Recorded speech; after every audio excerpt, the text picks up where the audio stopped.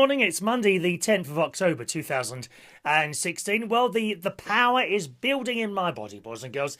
The energy is returning, I'm pleased to say. Didn't have too bad of a day yesterday. Another relaxing day.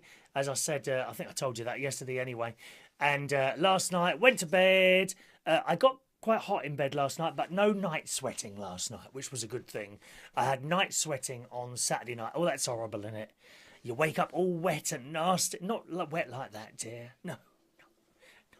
I mean, people of my age do have that little leakage problem now, but not for me on Saturday night. No, I just woke up. It's mainly here that I seem to get wet. Back of the neck and across the shoulders. And you wake up and you think, have I dropped some water onto this pillow? And it's actually your sweat. But never mind. So that wasn't too bad at all last night. And I went to bed about 2 o'clock in the morning. So, see, that is my normal time to go to bed. When you say, oh, you should go to bed early. Well, of course, if you're tired, yes. But I wasn't. So I watched a lot more television again last night. Stuff I've been watching, actually. I managed to catch up with two things that over the last few weeks I just haven't had time to see. Poldark. I'm right bang up to date with Poldark. What a wonderful TV show that is, isn't it? Eh? Poldark. Of course, it was originally on the television in the 70s. So I remember it on then. We used to go up to my my nan's house, Nanny Ryan, and she'd have she was a proper Irish lady at church every morning, and she had a flat in Roehampton. We used to walk up there sometimes on a Sunday, and she'd have Poldark on. I think either followed or preceded by the Brothers. Do you remember the Brothers? Do you remember the tune? Da da da da da da da da da da da da da da da da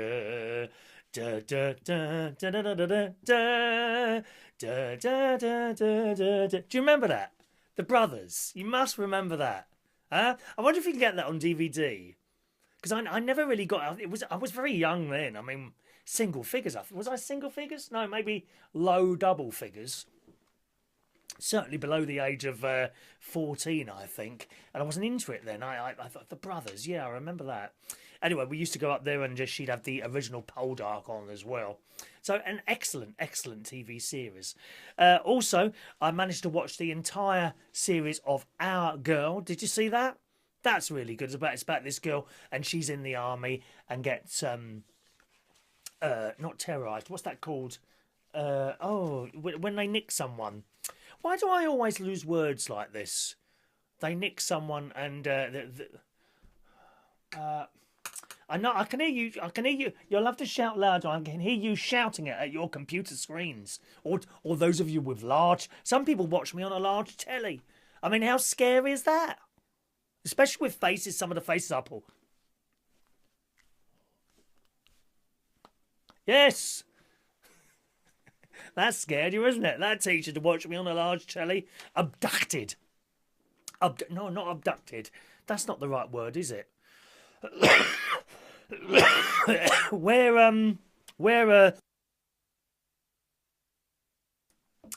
an enemy. So she goes to another country. Now, where was it she went this time? It wasn't Syria. It was somewhere like that, Syria. No, it wasn't. It was wasn't it somewhere in Africa she went? The girl in our girl. Anyway, so she's a medic and she goes to say it was somewhere in Africa that has lots of troubles and terrorists. And she was, I'm so sorry, I can't think of the word. I'd say abducted by the terrorists. And she was held captive and they wanted to trade her for members of their faction. Be careful how you say that, my darlings. Members of their faction who were in prison. So they would give her back and get the prisoners. Of course, there's never ever any guarantee of that. Sometimes they get the prisoners. Well, they rarely get the prisoners released, do they? Because governments, quite rightly so, I think, don't refuse to do deals with dreadful people like that. And of course, I've forgotten that word as well now. She got abducted. And while in prison, they treated her badly, started smacking her around a bit. Oh, it's awful. Awful people.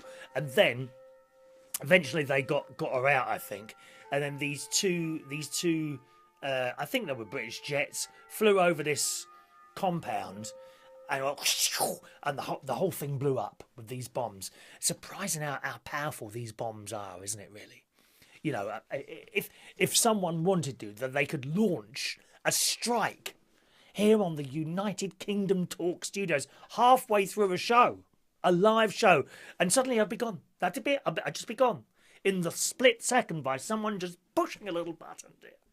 I push a button here, look, nothing happens. Nothing happens. Shocking. So that was our girl. I watched a very interesting programme on diabetes. If you have diabetes, I understand more about it now. It's not just a silly little disease. A lot of people think it's a very easy to deal with disease, people who know nothing about it. And I think, I knew it was serious, but not as serious as I think it is now after seeing that programme. And of course it showed the people doing their injections in the stomach. I mean, I think I'm not a needle person. When I had the flu injection 3 days before I got the flu, but of course it doesn't cause flu. You know that, don't you? It doesn't cause flu. They all tell us that. I still believe that, actually. I think I must have had something going on before I had the flu injection. Anyway. But I think I don't like to watch the needle, and I go in there and say, okay, doctor, I'm not looking, just carry on and do what you do, and bang, he's done it, you know, very, very, very quick and efficient. We like that word, efficient. Do you like that word? Efficient. You see, look, I'm not quite firing on all cylinders. I can't lie to you, I'm sitting here so hot. I'm really sweating a lot. I might even turn on the air conditioning in a minute. Or open the window, it's cold enough out there today. Yes, so I don't look at the needle, and that's it. But with the diabetes things, I think they said they had to inject it into their stomachs, and it showed a bloke it's going like this and it's going like that. I don't think I could do it. I could probably do it in my arm. I reckon I could, like, you know, if you could just, if it didn't involve looking, if you could sort of go, right, so it's about them like that, I reckon I could do that. I mean, can you give yourself your own flu injection? Can you send off for it? And get one delivered, and perhaps a boy on a bike, you know, appears with his little rucksack and gives you a little flu thing. There you go, mate. £5, please. Because you can get them done. You can actually get them done in Asda and places like that, can't you? In chemists. Flu injections, if you want to pay for them, 10 quid. I think they're about 10 quid, 20 quid, something like that. Or if you're of a at-risk category. I am an at-risk category. There you go. Yes. Oh, you'd love to know what the at-risk bit is. Well, what's your at-risk? You tell me what your at-risk is first, and I'll consider it. I'll consider it. And you get this list of things that you must have. Heart condition, asthma, COPD, immune system problem, mothers, was there mothers with babies or babies, something like that. Anyway, so you get it free from the NHS, and what happens is that the doctor sends out a little leaflet.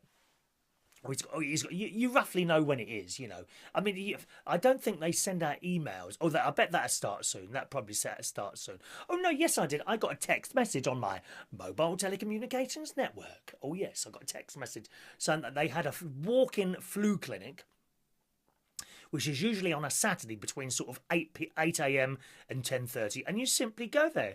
You simply go to the doctors. You fill out a little form, tell them roughly what you've got, and you fill out another form. I did fill out another form which was a kind of a little bit about lifestyle.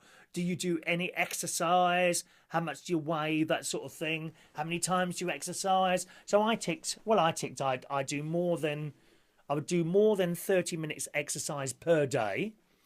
And I would say I do moderate exercise. Moderate. Certainly going in the pool. I think going in the swimming pool, swimming for 60 lengths, non-stop. Remember, it's not a full-size pool, okay? So it's probably more like 40, 45 lengths. And that takes me about 35 to 40 minutes. Okay, so I do that non-stop. I then walk up to the swimming pool, 20 minutes, and I walk back from the swimming pool, 20 minutes. So that's more than half an hour a day. But I don't go mad in the swimming pool. You know, I'm fairly, you know, I'm overarm. I do that one as well. I'm very, very slow at that one. So while I'm doing that, I'm generally passing people. But it's a small pool. You got to give, you know, you got to be respectful of other people in the pool. Unlike some bloke the other day. Oh, what a stupid idiot! What a stupid idiot! Of course, he decides he wants to do the butterfly. Now, do you know what the butterfly stroke has? That's where these stupid people they said there could be there were three in our side of the pool. So once you get two, and it's up down up down. Once you get three, we go in circles. Okay. One behind the other, and generally you can work it out. And if you need to pass someone, you just wait for that one. You know, it's coming like that. You're waiting for that one to cut, and once that one's passed, then you go round that one. No problem at all. This one decides he wants. It's not the first one to do it. Wants to do butterfly. Now the butterfly is the one with the two arms like that, and they splash everyone, and it's an aggressive. It's an aggressive stroke. It really is. Well, Ronnie was the other side, dear. Oh, she don't mince her words, that one. He does not mince his words. I'm telling you that now. And he splashed him. I said, oi, oi, oi. And the bloke stopped. He said, do you mind with that stroke? You've just splashed me right in my face like that. And, of course, the bloke apologises. And didn't do it again. So that was something. But it's so annoying why people do not respect other people in the swimming pool, and it's annoying. Similarly, on the you know, he was on the side of the pool where it says adult length swimming, but then you get elderly people in that side, right, who are walking up and down. Well, that's what that side's for. It says it on there, adult swimming lane, and they come in and they walk up and down and they chat. Excuse me, could you go in that side? You can't say anything to them. Oh no, we want to swim in this side. Oh, and that in the same way, they are not respectful to people that have come in to swim. There's a lovely, I think she's Chinese, girl, big girl who comes in on our side, and she's a good swimmer. And she goes up and down, and every time she gives me a smile, and we nod to each other, and we respect each other. And if I've nearly finished, and there's a few people on that side, I'll swap over for her. Come in this side. I'm nearly finished. I've only got two lengths to do. And she goes, thank you. And she does the same for me. And she was going up and down there, and some old bag was in there, going at like 1 mile an hour. And then she had to keep passing her. And there was only one other person in that side. And the person on that side stopped the Chinese girl and said to her, excuse me, my friend's in that side and she can't go as fast as you. Well, get in the other bloody side then. So it's they're both as bad as each other. That idiot going ch, and the old bag going at 2 miles an hour. I'm sorry, you know. That's why there's two separate spaces, isn't it? God's sake, man. Anyway, I don't know how did we get... We're talking about the doctors and the exercise and all that. And injections, that's right. What else have I got to tell you today? Oh, did anyone see the... I'm sure some of you saw the Hilary and Donald show yesterday. Yes, brand new from CBS in America. I haven't seen it yet. I won't watch the whole blooming thing. I just catch up on it on the news. But yes, I think this could be a regular feature, the Hilary and Donald show. Yes, you thought Dallas could be nasty. You thought the housewives of wherever could be nasty. That's before you saw the Hilary and Donald show. I bet they were really awful. Isn't American politics awful? Aren't they just complete? I thought I could be vile to people sometimes. My mate can be vile to people at sometimes until you saw these two at it. God's sake, and one of those is going to be president. One of those. I just think that we don't need to know people's pasts all the time. Why, oh why, have in the last few years news people and people like that insisted on bringing up everyone's past all the time? What is all that about? Everyone's got a past. Everyone. Do we really need to know about it all the time? God's sake. So what if she sent a few dodgy emails, and what if he said this about that one? You know, I mean, get on with the job in hand. Who would be the best one at being president? That's the question. So I look forward to watching that. And I wonder is it just a month away now, the American elections? Because it's a great shame, you know. Once the American elections have taken place, it's all over. The comedy show will be finished.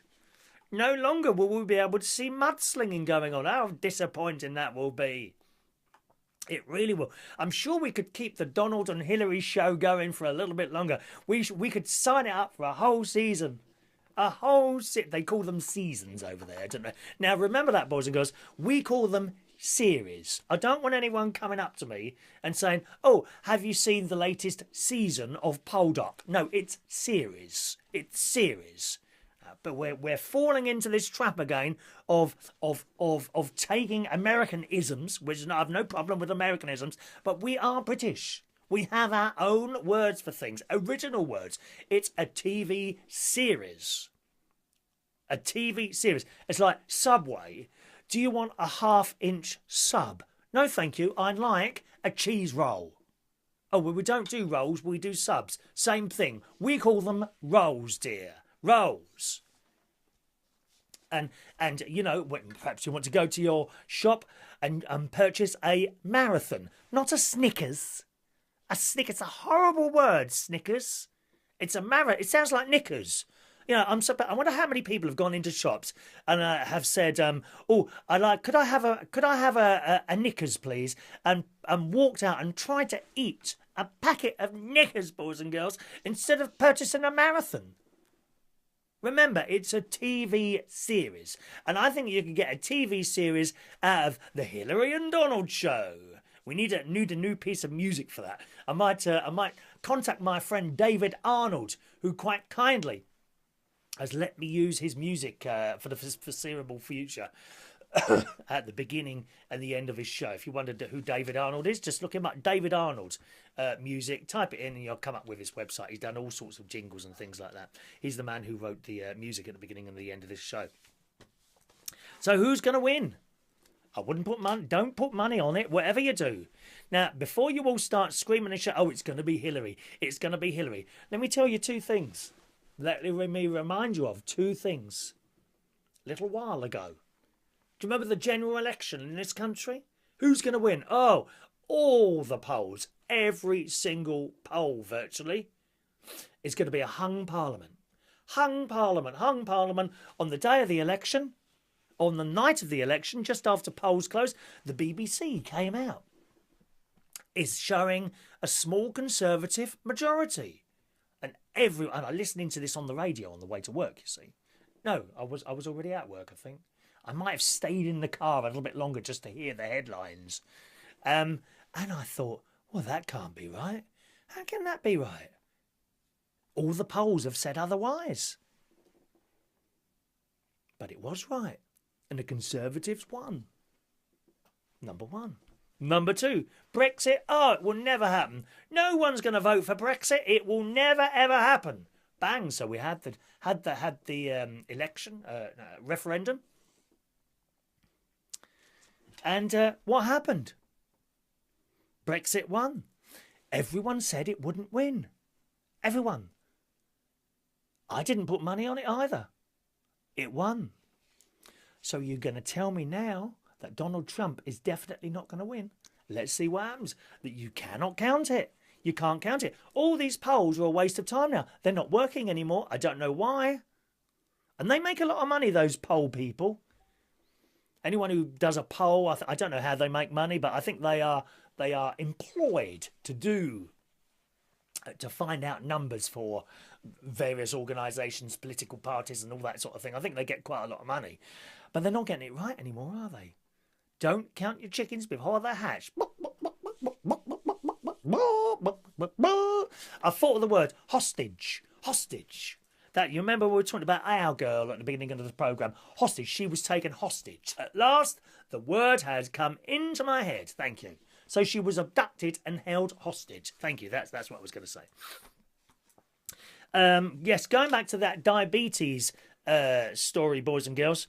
the diabetes program I watched. It was awful. What's happened? Just something's come up on there. How do I get rid of that now? Would you disappear? Thank you very much. Diabetes, a very nasty disease. It showed one bloke and his foot. What he'd done is gone to sleep and his foot had been against a radiator. Old bloke, I suppose about 68, 65, 68, 70, 65 to 70 it was. Oh, is it 10 o'clock already? And he says, well, the trouble is, of course, these radiators turn themselves on automatically at night, which, of course, they do on a time switch. Mine does the same. And he woke up and his foot had been against this radiator and it was all blistered up because the radiators had come on. And so they looked after it, and after about 6 days, it was still okay. And then I think on the 7th day, suddenly they noticed something was wrong and it had started weeping. So they went to the hospital and looked at it. And, sorry, no, they said the foot had gone a funny colour. Anyway, so now he's in hospital and they showed us his foot. Oh, my word. I've never seen it before. This foot, there were 2 massive black things on it. Literally like someone had painted it completely black. These not the whole foot, sorry. The 2 areas that were black. And they were all blisters, and it was gangrene. And what they had to do, I don't know if they have to do this with all gangrene type things, whether ever they can cure something like that. Maybe if it's small, they can. I don't know. I'm not a doctor, but they had to cut his foot off. But they didn't just cut his foot off. Well, and they showed you this. I mean, it wasn't pleasant to watch. It stopped you eating chocolate for a while. You know, joking aside, but they had to cut the foot off and then they had to wait a while and check that the gangrene didn't go further up, I think. That skin had to be completely clear. And then they had to go further up to cut another bit off, now that they knew the gangrene wasn't coming any further. It was awful, awful. Another woman had been in there a few times. First of all, she had a toe cut off, then a foot, then her bottom below the knee, and now above the knee. I mean, she was a big girl.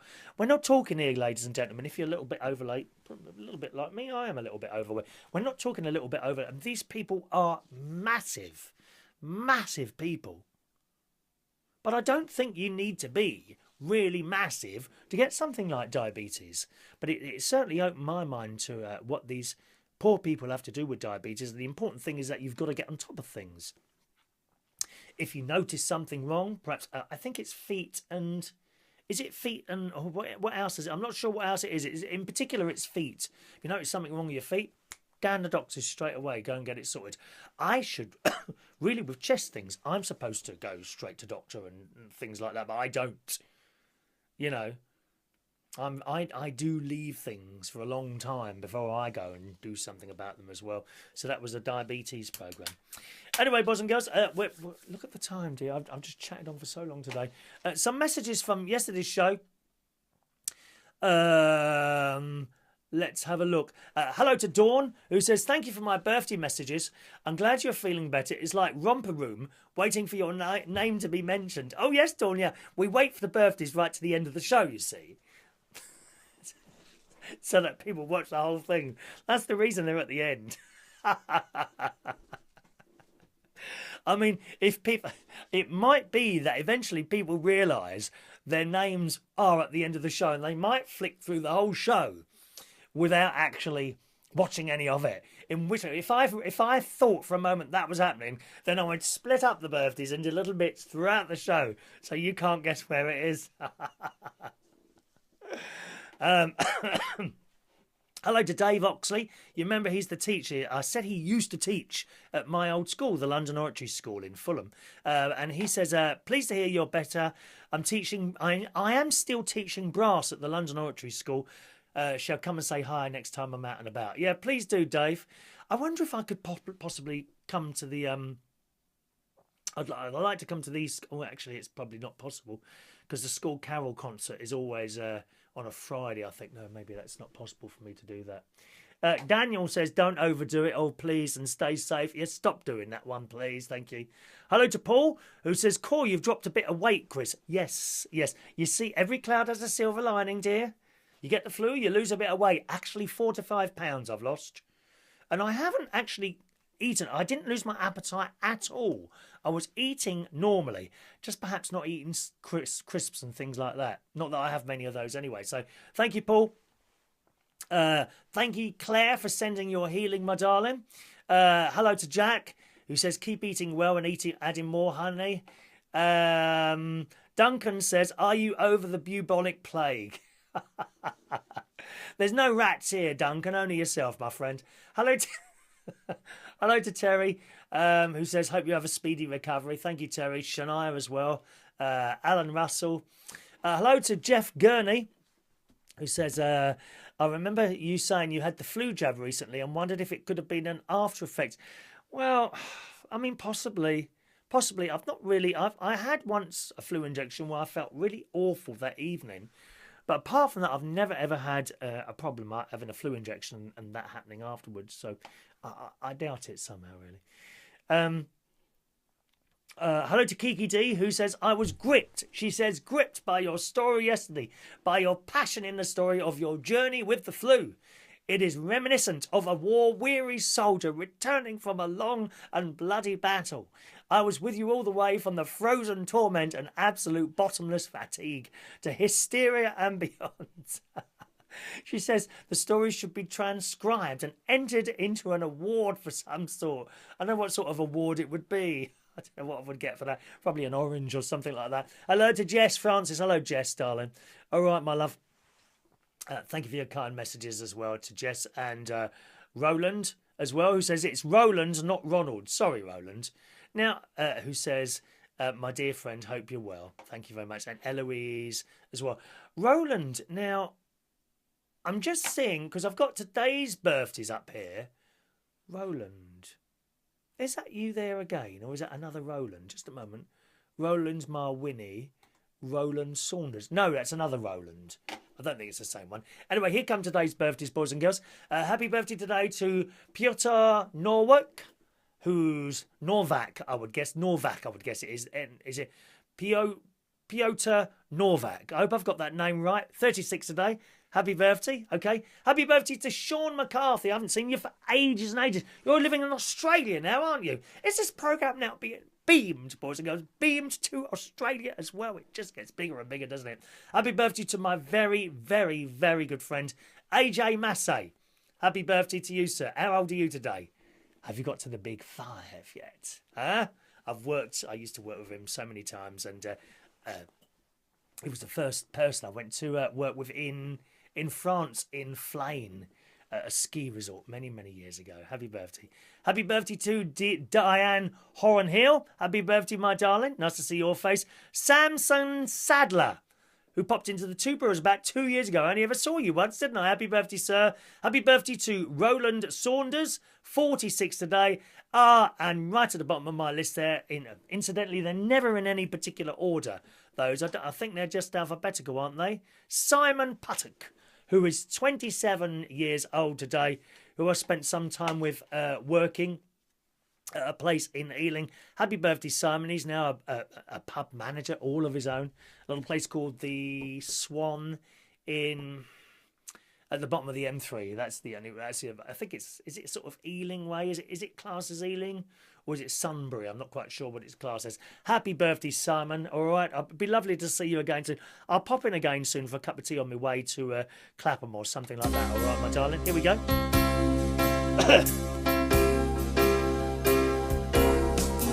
Happy birthday to you. Happy birthday to you. Happy birthday. Happy birthday. Happy birthday to you. Have a wonderful day, boys and girls. It's Monday night. I'm back to work tonight. I'll be hosting karaoke tonight at Central Station in Wharfdale Road, King's Cross.